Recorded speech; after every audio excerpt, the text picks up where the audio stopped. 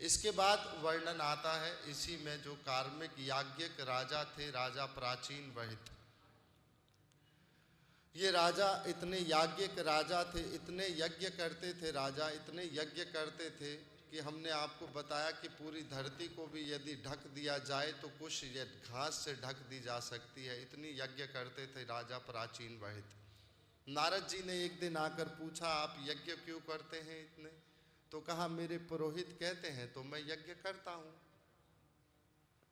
तो आप देखिए, ये सब जो यज्ञ में आप बलियां देते हैं, ये सारे राजा ऊपर सभी जो पशु, जो बलियां आपने दी है जिन पशुओं की, वो सारे अस्त्र शस्त्र लेकर आपका ही प्रतीक्षा कर रहे हैं। जब आप इस शरीर को छोड़ेंगे, ये आपसे अपने जो प्रतिशोध है उसको वापस लेंगे। प्राचीन वहित कहते हैं, मैं क्या करना चाहिए मुझे? नारद जी आप ही बताइए, आप ही उपदेश दीजिए, मुझे क्या करना चाहिए। तब नारद जी जानते हैं कि प्रत्येक को समझाने का तरीका हमेशा अलग ही होता है। जो जिस तरह से समझे उसको वैसे ही समझाना चाहिए। कोई डांट से समझता है, कोई ज्ञान से समझता है, कोई प्यार से समझता है, कोई खिलौना दे के समझता है। जैसे समझता है वैसे समझाने का प्रयास करना चाहिए, ये गुरु का परम कर्तव्य होता है। तो यहाँ अब नारद जी के मुख से हम सुनेंगे, वो सुनेंगे जो नारद जी ने प्राचीन वहित को सुनाया है। एक कहानी सुनाई है नारद जी ने और कहा है, प्राचीन वहित मैं आपको एक कथा सुनाता हूँ, एक कहानी सुनाता हूँ, इसको आप समझिए। यदि आपसे इसको समझकर कुछ इससे ग्रहण कर सकते हैं तो आप कहिएगा। तो अब हम सुनेंगे नारद जी के मुख से पुरंजन उपाख्यान। जैसा कि हमने कल आपको बताया था, पुर किसको कहते हैं? नगर को। पुर हो गया नगर, कानपुर, रायपुर, जयपुर, ये सब नगर हैं। और रंजन जो इसमें आनंद ले, भोग ले, मौज मस्ती करे, मौज उड़ाए, उसको रंजन करना। तो ये पुरंजन नाम का एक राजा था। नारद जी बताते हैं एक राजा था पुरंजन नाम का। और ये राजा बहुत से वर्षों का भ्रमण करता हुआ, बहुत से वर्षों का उसने भ्रमण किया और अंत में जब भ्रमण करता करता ये भारतवर्ष में आया। और ये पुरंजन राजा जब भारतवर्ष में आया तो ये जो राजा है ये देखता है एक बहुत सुंदर स्त्री को, और उस स्त्री को देखकर राजा देखता है उस स्त्री के 5 फन वाला एक सांप सर्प रक्षा करता है और 11 उसके सैनिक अंग रक्षक हैं उसके, और उसके पीछे असंख्य सेनाएं आ रही हैं। ये पुरंजन ने देखा इस स्त्री को, 5 फन वाला एक सर्प इसकी रक्षा करता है, 11 इसके अंग रक्षक हैं और पीछे असंख्य सेना आ रही है। ये जो पुरंजन हमने आपको बताया, ये बहुत से वर्षों का भ्रमण करते हुए आया, परंतु इसके साथ एक मित्र रहता है, अज्ञात मित्र। जो मित्र इस पुरंजन को तो जानता है परंतु पुरंजन इससे अवगत नहीं है। तो जब ये पुरंजन इस स्त्री को देखता है, इसका नाम है पुरंजनी, जब इस स्त्री को पुरंजनी को पुरंजन देखता है तो उसे देखकर मोहित हो जाता है और उस स्त्री से प्रार्थना करता है कि आप मुझसे विवाह कर लीजिए। अब ये पुरंजनी इस पुरंजन से हाँ कर कर विवाह कर लेती है। अब पुरंजन इस पुरंजनी के साथ भोग विलास में रहने लगा। अब ये क्या है? ये इस कथा का पहला विभाग है, पुरंजन उपाख्यान का पहला विभाग है। पुरंजन जो हो गया, ये हो गई आत्मा, जीवात्मा हमारी। पुरंजन हो गया आत्मा, जीवात्मा हमारी। और भारतवर्ष जो ये जगह है, यहाँ जो कर्म भूमि है, ये जीवात्मा यहाँ इस कर्म भूमि में जब आती है, शरीर ग्रहण कर कर आती है, जो ये 9 द्वारों का जो शरीर है, ये पुरंजन का जो शरीर है, ये 9 द्वारों का शरीर है। इसमें 9 द्वारे पुरे देही भगवत गीता में हमारे आते हैं। इसमें 7 द्वार हैं ऊपर के, 2 नासिका, 2 कान, मुख और कान 2, ये 7 दरवाजे ऊपर की ओर है, 2 नीचे मल और मूत्र त्यागने के जो द्वार है वो नीचे है। तो ये 9 द्वार है इसमें। अब ये पुरंजन हो गया जीवात्मा, और पुरंजनी जो है ये है बुद्धि हमारी।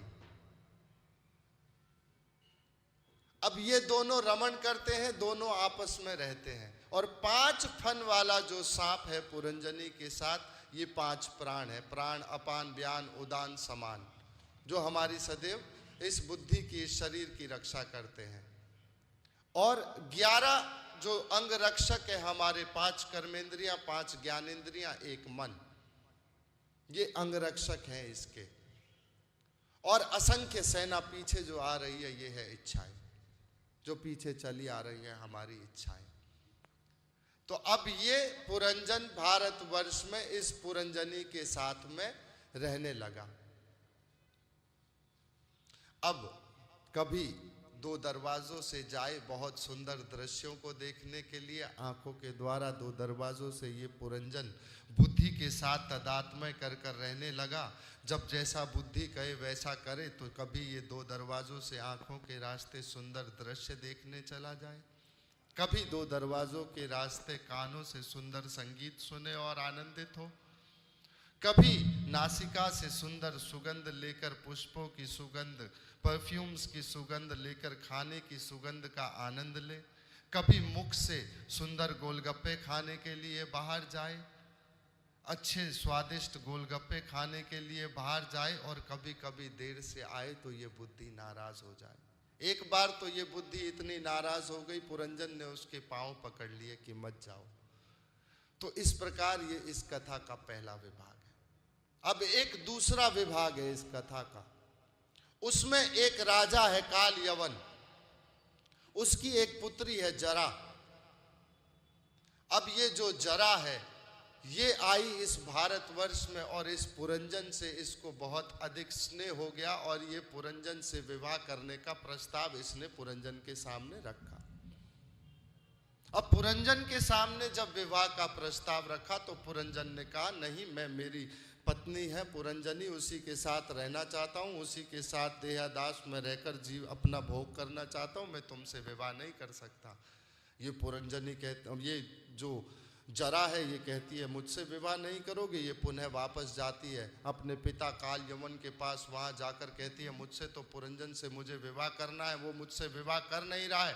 पिताजी कहते नहीं कर रहा है, ठीक है, मैं तुम्हें 360 काले सैनिक देता हूँ, 360 गोरे सैनिक देता हूँ, और तुम्हें एक भय नाम का अस्त्र देता हूँ, और तुम्हें एक ज्वर नाम का शस्त्र देता हूँ। तुम जाओ इस पुरंजन के नगर पर आक्रमण करो और पुरंजन से तुम विवाह कर लो। अब ये क्या है दूसरा विभाग? काल यवन है समय, काल यवन है समय। जरा इसकी पुत्री है, बुढ़ापा, सभी से आलिंगन करना चाहती है, कोई इससे आलिंगन नहीं करना चाहता है। हमारा शरीर इससे आलिंगन नहीं कर चाहता है। ये जो 9 द्वार की पुरी हमें मिली हुई है, कोई नहीं करना चाहता है इससे।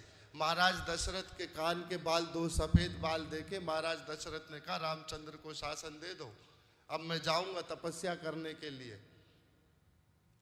तो ये जरा से कोई विवाह करना नहीं चाहता है। 360 सैनिक, काले और गोरे सैनिक, दिन और रात है जो हमें खाए जा रहे हैं, समय के साथ इस शरीर को खाए जा रहे हैं। 360 काले, और फिर ज्वर नाम का सैनिक दिया, भय नाम जो अंत में सबको लगता है, और ये सब जाकर पुरंजन पर आक्रमण करते हैं। पहले पुरंजन प्रयास करता है लड़ने का, 11 इंद्रियों से अपनी प्रयास करता है, परंतु समय के साथ ये इंद्रियां तो स्थिर हो जाती हैं, ये इंद्रियां साथ नहीं दे पाती हैं। और फिर अंत में वो जो ज्वर बुढ़ापा है उसका एक जो है उससे उसको चिपक जाता है। उसके बाद भय नाम का एक शस्त्र वो छोड़ती है, और अंत में ज्वर जो बुखार सबको आता है, मृत्यु, और ये पुरंजन जो है इसका शरीर छूट जाता है। अंत में मरा था, पुरंजनी का ध्यान करते हुए मरा था, तो ये पुरंजन अगले जन्म में बन जाता है स्त्री।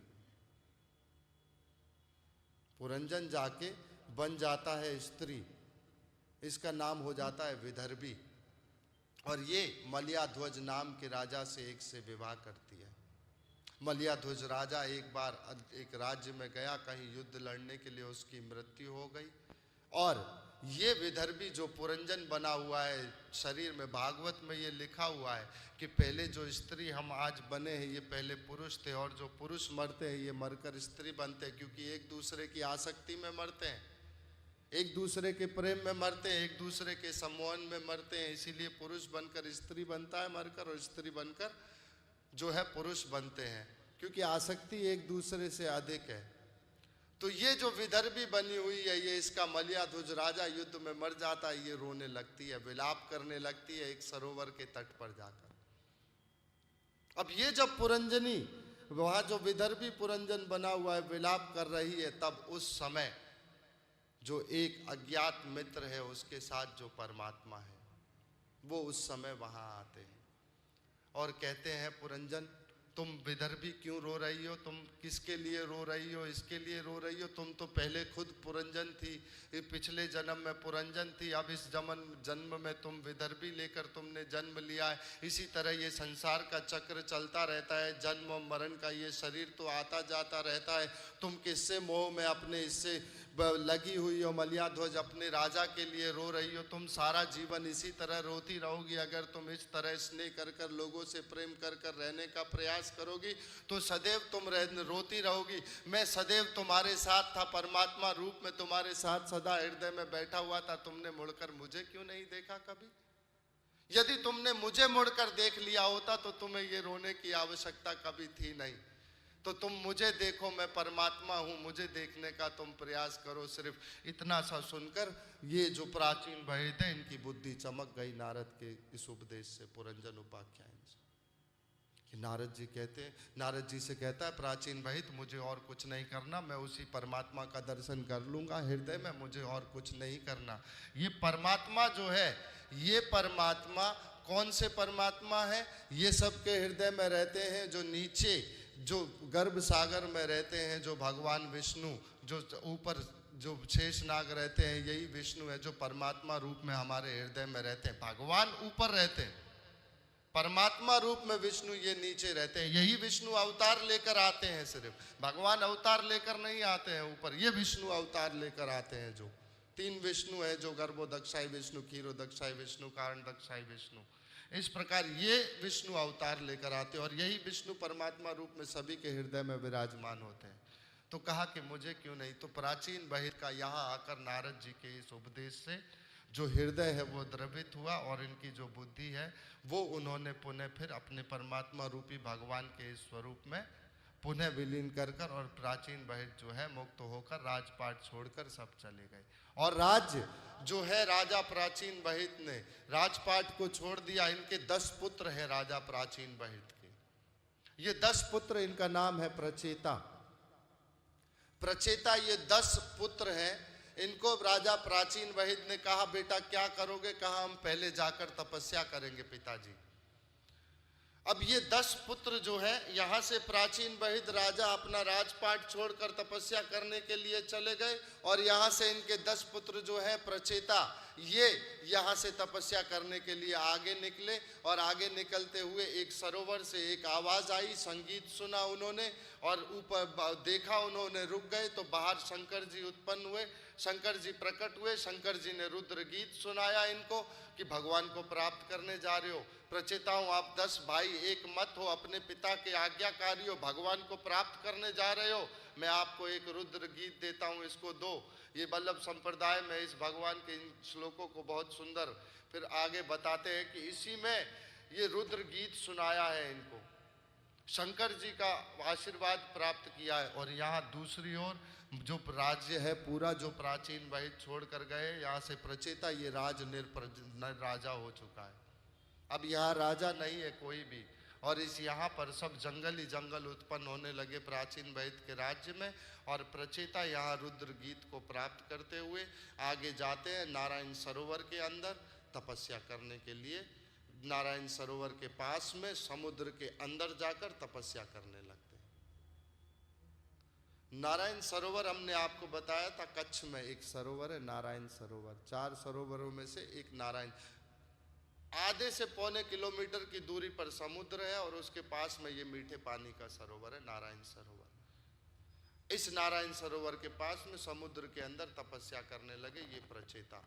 प्रचेताओं की जो भक्ति है, तपस्या से है, भगवान बहुत प्रसन्न हुए। भगवान विष्णु गरुड़ आरूढ़ होकर उनको दर्शन दिए प्रचेताओं को।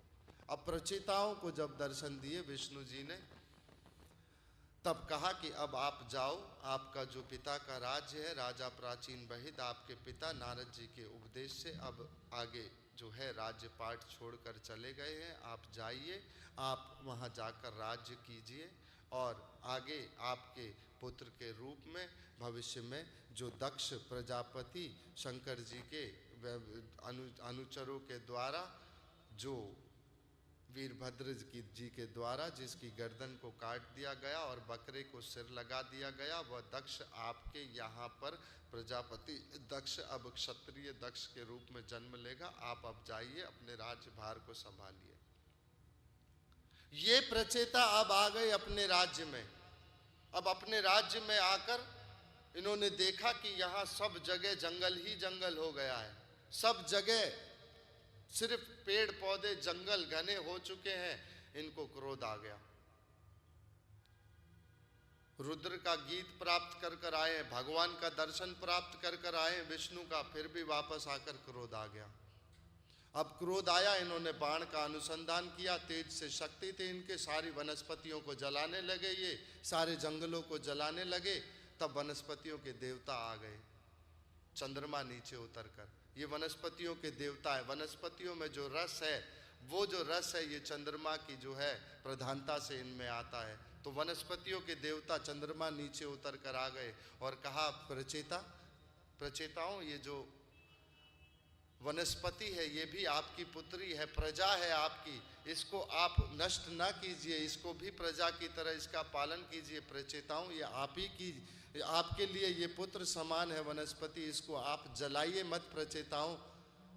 और फिर चंद्रमा ने ये कहा कि ये वनों की, जंगल की पुत्री, एक परम लोचा मृषा नाम की एक पुत्री है, इससे आप विवाह कर लीजिए और इससे विवाह करने, इसको इनसे विवाह कर लीजिए आप जंगलों की पुत्री से। ये स्वतः ही आपकी इच्छा अनुसार कार्य करने लगेंगे। ये 10 प्रचेता एक मृषा से विवाह करते हैं। द्रौपदी ने तो 5 पांडवों से विवाह किया था। ये 10 प्रचेता एक मृषा से विवाह करते हैं और इनका एक पुत्र होता है दक्ष, जो प्रजापति दक्ष क्षत्रिय दक्ष के रूप में अब जन्म लेगा। ये प्रजापति दक्ष यहाँ पर इनके यहाँ जन्म लेगा, जिसकी कथा आगे 6ठे स्कंद में आएगी। तो इन प्रचेताओं को ये सब फिर पुनः लोग अपने राजभार में पुनः संलग्नित हो गए और फिर इनके पास पुनः नारद जी आ गए और नारद जी ने उपदेश दिया, प्रचेताओं, तुम किस विषय में यहाँ विषय भोग में पुनः राजभोग में लग गए हो? जाओ, अपने पिता की तरह अपना जीवन सफल करो। अरे किसी की आवश्यकता नहीं है, तुम्हें किसी की पूजा करने की आवश्यकता नहीं है। एक वृक्ष में नीचे जड़ में जल देने से सारा वृक्ष हरा भरा हो जाता है, एक पेट में भोजन डालने से सारे शरीर का पोषण हो जाता है। तुम जाओ, उसे एक भगवान की भक्ति करो, उससे तुम्हारा जीवन सफल हो जाएगा।